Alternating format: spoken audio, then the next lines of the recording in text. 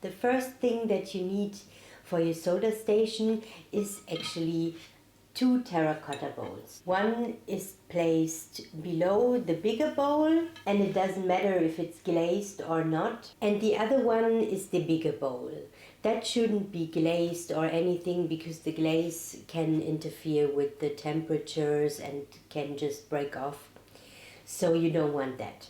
But take a terracotta bowl. They are quite cheap to get in a DIY store or even in a planter's market, or maybe you already have them at home. These ones I found on the bulky waste and I thought they were too nice to throw them away, so I took them with me.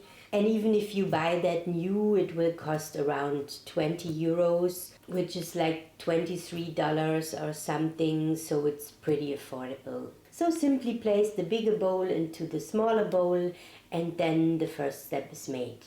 As a second step, you would need sand, quartz sand to be specific.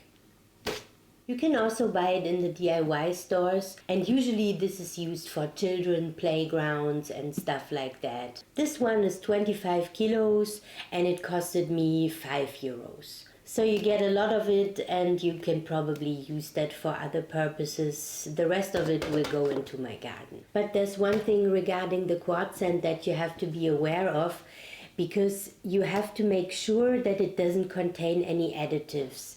There is quartz sand, especially for children's playgrounds, that has additives that repel dogs and cats in order that they don't poop or pee in the children's place. You definitely don't want that in your soldering station. So make sure that it's free of additives. There's also quartz sand available labeled as bird sand, which would be generally fine, but bird sand usually contains other additives, essential oils, or other additives that prevent mite formation.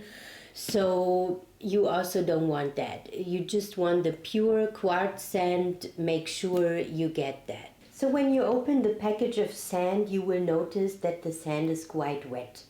You don't want that in your soldering station because the water can evaporate quite explosion-like when you heat it, and due to that the bowl can burst and hot sand may dash around. You certainly don't want that. So we need to dry the sand at first. I did that in my oven and just filled portions of the sand on a baking tray and dried it at 100 to 150 degrees with a spoon put between the oven doors that the water could escape. So I filled up the bowl with the portions of the sand step by step until a bit more than 2/3 of it was full, like that. There is some free edge here and there is still space. You will notice that the sand is dry enough when no big clumps are formed anymore and it's just free flowing like that.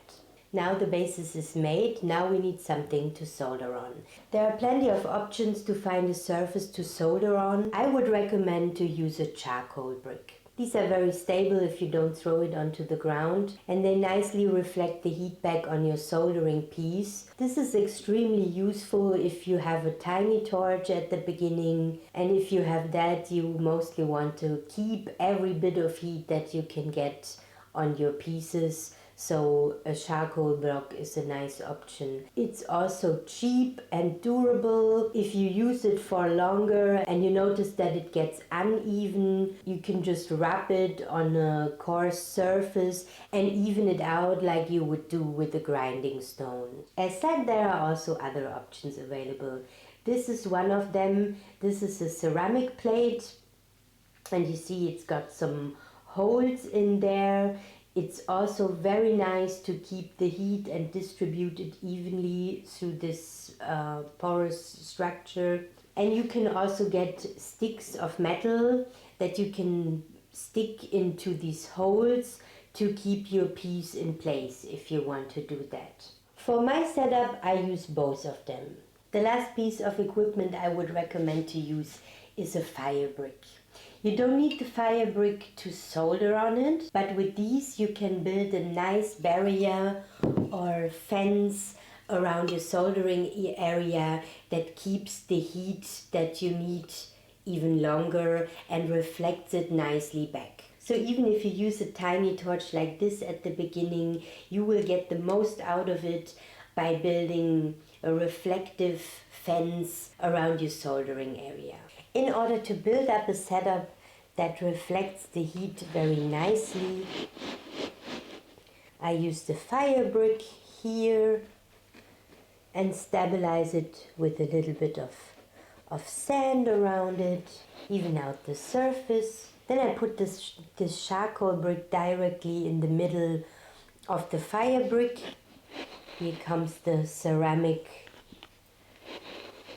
brick. And tidying up this solder station a little bit feels like Zen garden. It's nice to wiggle around the sand and tidy up everything, that you always have a nice place to solder. And if you need more heat to solder, you can solder here in this edge or in this area, because the heat is reflected nicely from 3 sides. So if you have tiny pieces to solder, you can just do it in the middle, or if you're firing silver clay, for example. What you can also do is put another ceramic brick here, which will have a really nice reflective area. But for me, somehow this feels too cluttered, so I leave it like this. This is optimal for me. So yep, this is the solder station I'm using. And there are of course many ways to build up a solder station. My focus here was to build a very safe one, because I tend to be quite impatient and then rush around and do things and kick something away with my elbow and stuff like that. And also I have been working in the lab with also gas flames and dangerous substance like radioactive stuff and whatever. And we get safety training. Every year we get a safety training regarding dangerous compounds, and also an additional safety training for fire. And I have been indoctrinated for 13 years with that fire prevention stuff, so I cannot get rid of it anymore. I mean, of course I could if I wanted to, but some things make sense, so I stick to it. So this is the option that I'm most fine with, because it's safe. It's heavy enough that I cannot touch it or punch it and it flows away. Also, it's not too heavy that if I want to have this space here in my kitchen, I could just move it away. It's heavy, but it's doable. Also, I like to have a place when I'm soldering where I just have this space with no clutter at all, and I can really concentrate on my flame and of course on the piece I want to solder. So there's nothing else in this area, and this is designated for soldering. I see a lot of people just having some vermiculite plate and some soldering bricks on top. That is totally fine and works nicely, but for me this is a little bit too flimsy. The vermiculite plate can be kicked away easily, so it really doesn't feel right for me, so I won't do that. I will stick to my bolts and